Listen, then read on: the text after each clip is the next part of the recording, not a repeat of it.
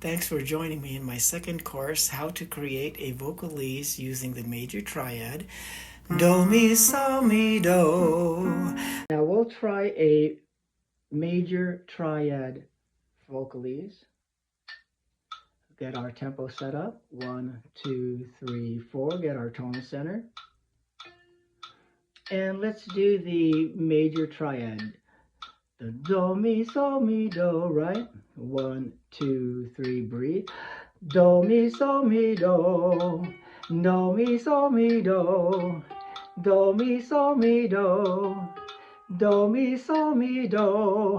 Now we can add a vowel formant to that. There's our tonic. Do. We'll select ah with a PR in front of it. Pra. Pra.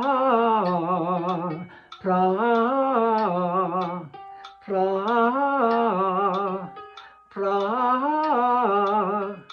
pra, pra, pra, pra. Feel free to click next for the third course, where I'll discuss how to create a vocalist using the full octave arpeggio.